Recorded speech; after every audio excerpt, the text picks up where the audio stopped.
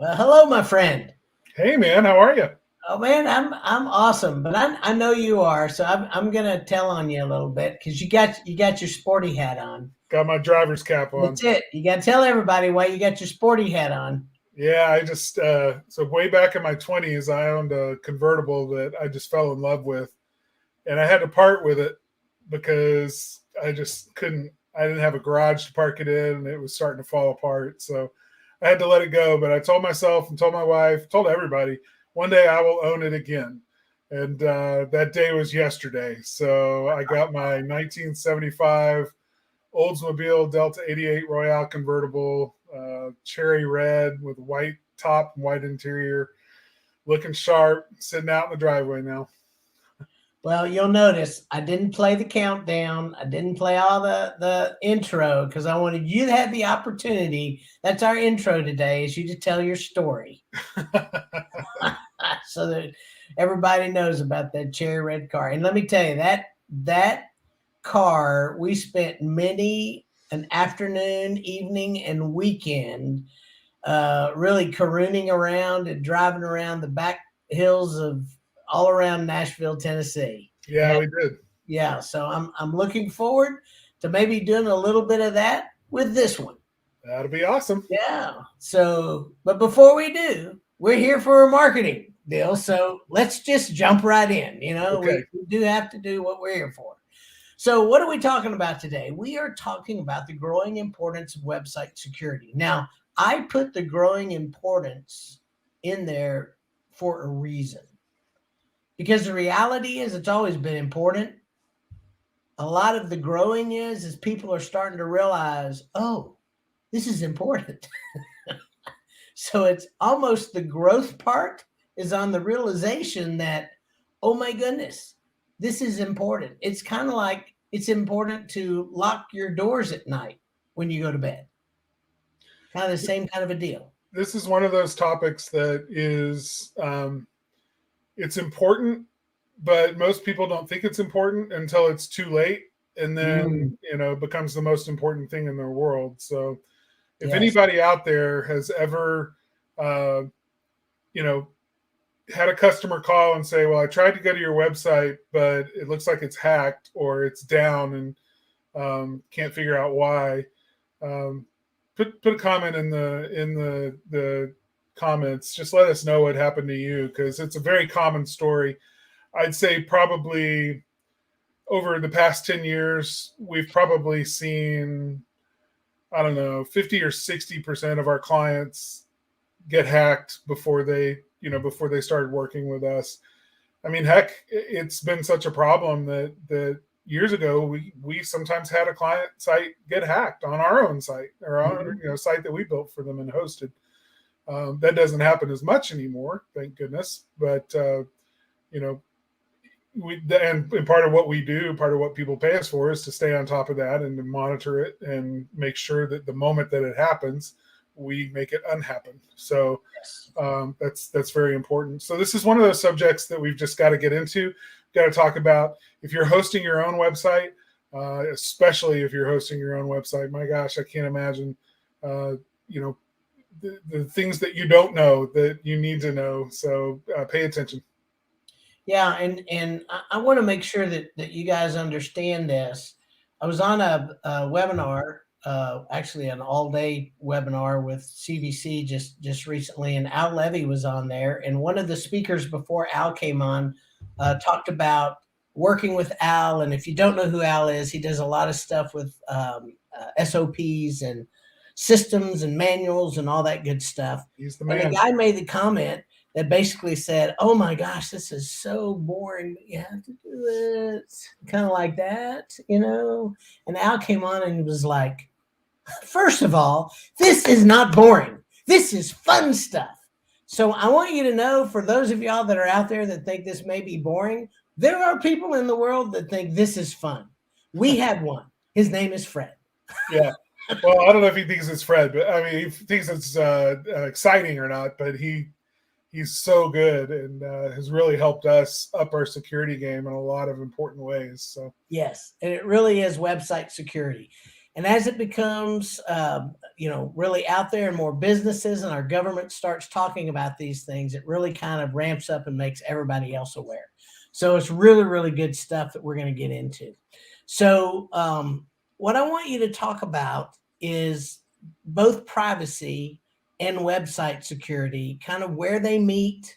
What is one better than the other? Should you look at one better than the other? Yeah, they're different, right? Yeah. Talk about that a minute. And they really need to be looked at differently. They relate to one another, which is why we're going to talk about them together right now. But so security is making sure that the bad guys can't access your website to either deface it, so that you either take it down or deface it by putting their stuff on your homepage or on all of your pages, whether it's links or just defacing it in whatever way, and making sure that they don't get access to the data that's on your website. And that data could be a lot of different things. It could be usernames and passwords. It could be customer information, customer credit card information. When we're talking about this, let's not just talk about your website. Let's talk about any of the systems that you have that you use as a part of doing business every day online. So that would include banking accounts. That would include any payment processor that you log into online. All of these things have a level of security that is important, and that you need to do everything you can to make sure that you're cooperating with the scheme being used by that service to provide the security. In other words, all of the security that they do on their end to make your website or to make the service they provide to you as secure as possible, all of that is undone the moment you choose a password like chimney1 or 123456 or whatever. The moment you use an easy to crack password, you've undone all of the work that they've done to provide a secure service to you. So that's website security, that's online security. But then data privacy, that has to do with the expectation that someone coming to your website has about whether or not their information is secure and will remain private. If I sign up for your newsletter, I want to know that you're not going to sell my name and email address and possibly phone number and address and everything else to some other company as a mailing list. I want to know that I have privacy, a right to, or a certain reasonable expectation of privacy when I'm using the functions of your website.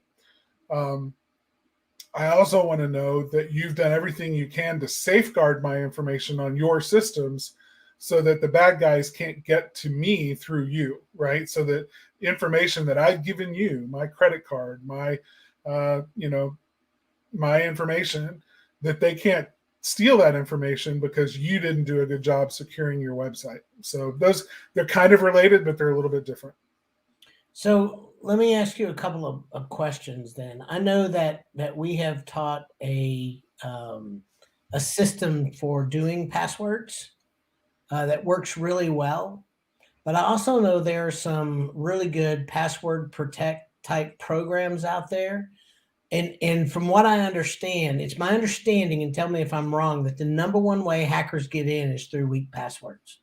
Yes, weak reused passwords. So when you use the same password for multiple sites or for every single site, I mean, I know some people that do that because they just don't want to mess with trying to remember what their password is. When you do that, if a hacker can learn one of your passwords, then they may go try to see if they can guess which other services you use and try that password for that as well, and can oftentimes get access to dozens of places online where your sensitive information is simply because they guessed the password once, one password. So that's the most common thing. A password that's easily guessed, in other words, it's a plain word or something with a number next to it or that kind of a deal, along with reusing that password. So that, and this is what hackers do. They'll get access to your email address first. I mean, an email address is gold. If they can get access to your email account, they'll sit there quietly without even letting you know that they're there. You'll never know that they have access to your email, but they're just sitting there watching. And pretty soon your bank is going to send you something. And guess what? Now they know what bank you use. So what are they going to do? They're going to go to your bank site. They're going to try your email address, and they're going to use the same password that they hacked into your email with. And guess what? Now they have access to your bank. And then they're going to sit there and they're going to quietly wait for a credit card company to email you about your account, letting you know that this month's invoice is available or whatever. Guess what they're going to do? So I mean, they'll sit there quietly gathering information for a while and then hit you all at once, and you won't even see it coming. So it's crucial to use different strong passwords or non-guessable passwords on as many sites as possible. And the absolute best way to do that is to avail yourself of one of the password tools that's out there, something like LastPass or RoboForm or OnePass, or I mean, there's so many of them now, and they're all good. Using one of those on all of your devices means that you don't have to come up with the password. Let the system come up with it for you, and you don't ever have to remember your password. Now you have one strong password that you use, with two-factor authentication to be able to access and let the system then enter those passwords for you. It's just a much more secure way of interacting online. So guys, if you've learned something just right there, give us a thumbs up or a smile or a big old heart, one of those heart things. If I can do that, my hands don't always work. But because I think that's a really good deal. So Terry, we're going to tell you this again. So password apps that you recommend, so that the app that you have, there's an app that can go on your phone, but it also sits on your desktop. I use LastPass. I used to use RoboForm. I just changed to LastPass when I got a Mac. It's the only reason I did it. But RoboForm works really, really good for me. I know if Jonathan Sanders is out there, if he's listening, one password, that's the one Jonathan uses as well. Hannah, thank you very much. There it is. So these are all really, really good apps and things that you can put on. And the thing I really like about it is instead of having to remember all the different ones everywhere, there's Jonathan. There he is. Thank you, sir. Appreciate that. Instead of using, trying to remember what the configuration you used on this and that, it's kind of like I went to a storage unit just recently. My wife has a storage unit. We have a storage unit with the company, and I couldn't figure out the difference. I couldn't remember which one was which. I had to go and find my notes, and I don't know am I the only one that has to go figure out where everything is, or do y'all have to do the same thing? Because that's what I feel like. And so it's really, really easy to put a really good, strong password on one of these password apps and just be able to get in on your phone or on desktop or wherever you are, and just use one password, do the double authentication, and you're in. So I love it, and I highly, highly, highly recommend those. Very muchly. Also look at two-factor authentication, also abbreviated as 2FA. That's just another layer of security so that if anybody does guess your password, they still can't get in unless they have access to a device that you have set up for two-factor authentication. So, texting, like, you log in and then it sends you a text message with a 6-digit code, and then you enter in that 6-digit code and you're in. I know it's a little more of a hassle, but there's certain sites that are just worth being a little more of a hassle in order to have the convenience of using online banking or paying bills or credit cards or whatever. For the sites that really matter, most of those sites now have the ability to enable two-factor authentication. And if you have that ability with the websites that you're using, then certainly take advantage of that. I've probably got 20 or 30 that I now use two-factor authentication with. And it takes a little more time. I use it with my Amazon account. I have a lot of credit cards stored in my Amazon account, and I don't need people accessing them. So, Yeah, exactly. yeah. Yeah, I know. No, I agree. So recently, Google did this thing called Core Web Vitals Update. What did that have to do with security? Well, one of the things that Google really pays attention to now with this update is whether or not your website is being delivered securely. Okay. And without getting too in the weeds and making this a really technical discussion, there is a security certificate issued by a third party that a website can use to verify that they are who they say they are, and that the website that's being delivered is being delivered in a secure way that honors specific standards of security online, and in terms of the way that information is delivered and received online. So when you're entering a password, making sure that that password is encrypted. Using a security certificate is the only way that a website has to guarantee to you that they're safe. And the way that Google and almost every modern web browser now lets you know that it's secure is that little lock icon up there at the top of the browser, next to the app, on the left hand side usually of the address bar. Sometimes it's on the right hand side depending on which browser you use. But that little lock icon is a guarantee to you that there is an up to date security certificate in place, and that it's being delivered encrypted, or that any information you send to the website will be encrypted. And that gives you some reasonable assurance that other people who are trying to, they call it sniffing information, packets that are being exchanged across the web, that if somebody has managed to hack onto your network or something, that they can't see all of that encrypted information and understand what it is that you're sending to when you're logging into your bank or something. So that's important. Google cares about security for its users, and they don't want to recommend websites to people who search on their website, on their search engine, that would incidentally or accidentally send them to a website that was not being delivered securely, where their users could be taken advantage of. So they have started insisting that every website be delivered securely. HTTPS, that S at the end there of a web, of the beginning of that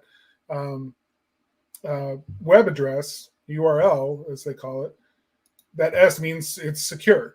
And if you don't see the HTTPS up there in the top, or see the lock icon, a lot of them don't show the HTTPS anymore. They just show you the lock icon. If that lock icon is there, it's being delivered over HTTPS and it's secure. And if your website's not, then Google has said that with this new Core Web Vitals update, it's going to start giving a warning message to visitors who are coming to see you. And if you're using the Google Chrome browser, first of all, they're penalizing websites now in search results. So if you're not a secure site, you're not going to show up in a lot of the search results as high as you used to, because Google is suppressing websites that don't use HTTPS or security certificates to deliver their websites. So, but in the Google Chrome browser, if you just go to a website directly in their browser and it's not being delivered securely, it'll alert you. It'll tell you to turn back and say, this website is not secure. Somebody might be trying to phish and steal your information online. Click here to go back, and it'll warn you off. And I'm sure a lot of you have seen those before. You certainly don't want your visitors to your website to see those on your site. So being very aware of those changes that Google has made. You don't want to be penalized, and you don't want to scare your visitors away. And the best way to do that is make sure that your hosting is set up using best standard security practices with a good web security certificate, so that your site can be delivered over HTTPS. I want to go back a minute. That's great stuff to know, but I do want to go back a minute because, Terry, I had something happen at my bank, and I use a military bank and have banked remotely for years and years and years, about 32 years now. That tells everybody how old I am there. But they did a whole bunch of updates just recently, I would say over the past 4 months. And when I went back into it, they did not have the two authentication methodology set up for me. And I contacted them and said, whoa, what's going on? And they showed me how to go set it up. And they were kind of laughing because they're like, well, we have a lot of elderly people that don't want it. So we kind of took it off, but we given people the option. So the first thing I would tell you is call your bank, ask them if they're going to do the two authentication method. If they don't, tell them that you are nervous about it. And if they're not going to do it, that you might have to consider moving banks. And because there are some smaller banks that my understanding is still aren't doing it, but most of the bigger banks are. But that's what I would do if I were you, is just call them and let them know you're a little bit nervous. Because when this happened to me, my antennas went up and I'm like, oh, no, I want it. So, but that is something that happens from time to time. You bet. So, this is another question for you, Carter. So, because you know more about this than anybody I know, actually. Well, Fred. Fred. Yeah, but if we got Fred on here, we're going to be here all day. Yeah, right. Because Fred's going to tell you, we're going to get in the weeds, and he's going to tell you exactly what's going on. So we're not going to do that. There's a lot of weeds in this area. Yeah. So what's the minimum security a website should have? What's, if somebody's like, well, I don't really want to do that. I don't really, what would you say to somebody if they just want to skate by and just do the minimum? What would that be? Well, it's a great question. I mean, at bare minimum, the security certificate has to be installed on your server, so that your website is being secured or being delivered across a secure protocol. So the HTTPS, that's bare minimum. Beyond that, if you're using a content management system like WordPress or Weebly or can't think of any of the other ones offhand. We use WordPress, but if it allows you to log in to your website in order to make changes, then make sure that you're using a really strong password for that login, because hackers love to try to guess easy passwords to websites. So other things. I'm going to stop you right there because I have a question. It's my understanding that if somebody can get to your website through a password on your website through a login, that there's a potential that they can actually get onto the server that your website is hosted on and infect and get onto all of those websites. Is that correct? That's correct. And not just through your login, but if you're using a content management system and you have different plugins from third parties installed, oftentimes those plugins may not be designed well. And if there's code in those plugins that allows for what a hacker would call a backdoor exploit, to be able to, through manipulating the code in the back end, be able to get into, gain access to parts of the server, then they can just go straight in that way. And then once they have control of that plugin, oftentimes they can leapfrog through the system into other directories and files and pollute those with their malicious code. So it's a good idea to make sure that you verify who that you're using really reputable developers, and that you're always updating whatever system you're using for your website as often as they have updates available, to make sure that you're staying ahead of those security exploits and improving your code base all the time. So it's a full-time job making backups of your site. It's really not a security thing, but it's a disaster recovery plan. In the case that you are hacked and you have security that was breached, then they can tear up your site, and you can spend not just hours but days trying to recover your website and get it back to the way that it was.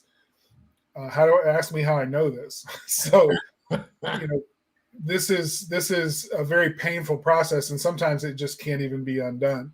And if you don't have a copy of your website when it was clean before the exploit, before the hack, then you're going to have a hard time cleaning up code and going through every line of code and trying to make a decision about whether that piece of code is malicious or not. And I don't envy that job for anyone. So when we just make backups every day.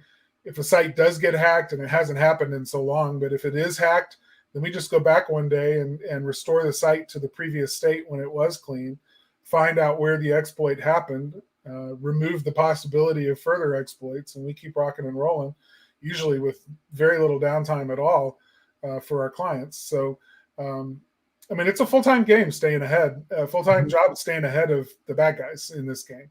And but so in terms of like back to the question of minimum security, yeah, that's it. I mean, I think we've covered it. Okay. Yeah. So HTTPS there. Security certificates, strong passwords. Strong passwords into your website, into your email. Those are the two main ones you need to have. And perform regular backups. Authentication and do regular backups for. The only other thing I would add to that is turn off any of the services that your server, whatever server hosting company you're using, if you're self-hosting, turn off all the services that you don't need on. So if you're not using that server for email, if you use Gmail instead for your email, turn off all of the email functions on your server so that nobody else can send email and pretend that they're you. Mm-hmm. If you have FTP set up, because that's an easy way to drag files from your computer and put them onto the server, it's a good idea to turn that off and only use SFTP, which is the secure method. In order to do that, you have to have a security certificate on your site, though. So, that would be something else, is turn off the services on your server that you're not using. So do any of you guys go, oh, wow, that's a lot. That is a lot. I mean, it's kind of crazy, right? Hannah said, let's see, Hannah. Oh, sorry. I also heard somewhere to use a different login email than what is customer facing. Does this make a difference? Probably a small difference. It's a good question.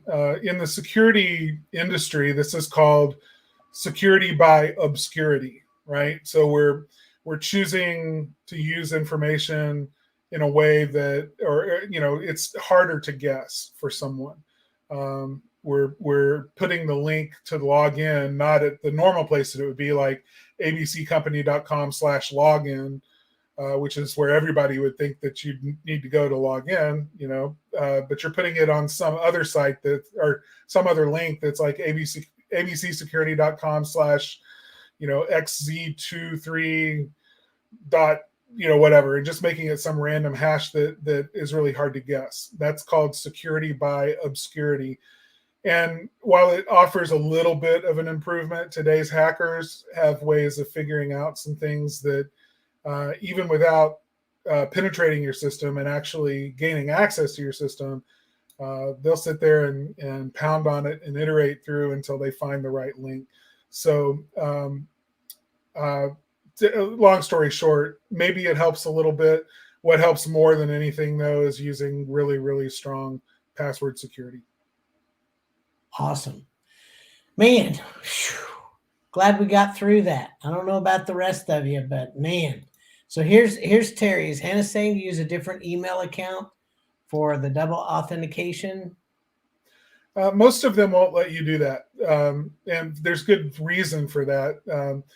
You want the 2FA, if you're using email as an account recovery method or to send you the verification codes, you want that to be the exact same email address that you signed up with. You want, otherwise a hacker could get in and the first thing they would do is change where the two-factor authentication verification messages go. And you'd never know until the next time you needed to log in and suddenly you weren't getting those messages. So you want it to be the same email, and most of them, all of them that I know of, are designed that way.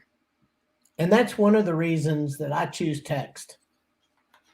I like, because I am Terry, this is just me talking. I am so freaked out sometimes about email security because I don't think it's that secure. I prefer text. And I know I just saw a commercial that was put out by Facebook or Meta. Sorry, we can get all these name changes about WhatsApp, about how your messenger is not that safe. But from everything else I've read, and Carter, correct me if I'm wrong, messenger's a pretty safe way to go. Yeah, it's better than, like, I mean, in the hierarchy of things, I think text message is a little bit better than email in terms of a way to receive a verification code. One of the best ways though now is the authentication apps. There's a lot of them. Google Authenticator, Authy is another one. I mean, the list goes on and on. LastPass has its own now. Those tend to be a little more secure than all the other options. So Hannah actually followed up and said that her QuickBooks login email is different than customer-based email address. So if that's what you're talking about, sure. I mean, we create customer service email addresses that people can contact us on that aren't our normal company email address. I will log in most of the time with my normal company email address, though. That's a fairly easy thing to guess, an email address, because oftentimes people just don't have the option of using a different email address, so they use the email address they were assigned when they started work at a company. But the password is something you absolutely have control over, and it should be good. I mean, there's a great password formula I used to teach. I've gotten away from doing that because ultimately I think that the password apps that are available now are just better. And they do more of the work for you, so you don't have to think about it.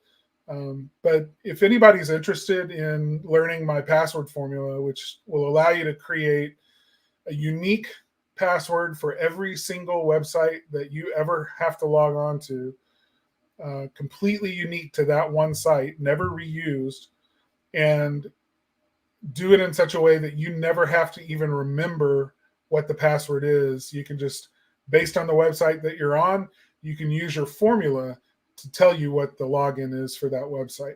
It's a great tool. It's something I used to do all the time.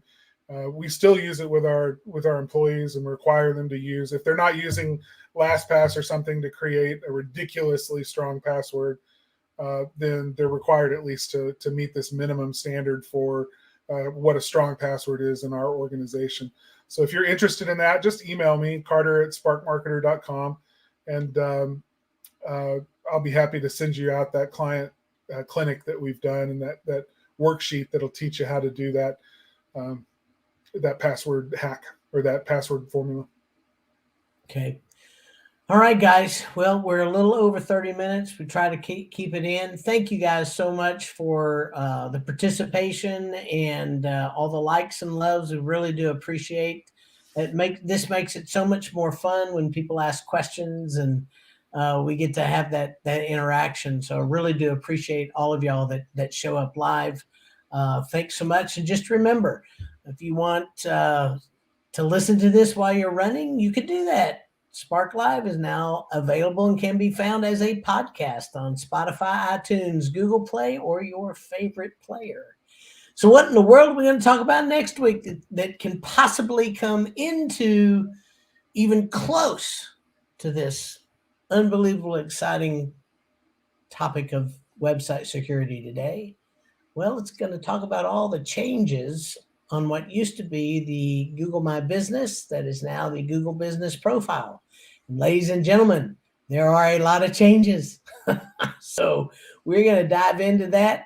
If you manage your own Google Business Profile, I would tell you need to be on this live. If you have not dug into this yet, there are some things that you absolutely need to know. And oh, we got a couple more comments. Let me just go up here. Let's just see. Thank you, Linda, Terry. Appreciate that. You guys have a wonderful week, and we look forward to seeing you next week. Thanks, Google everyone. Business Profile. Bye bye.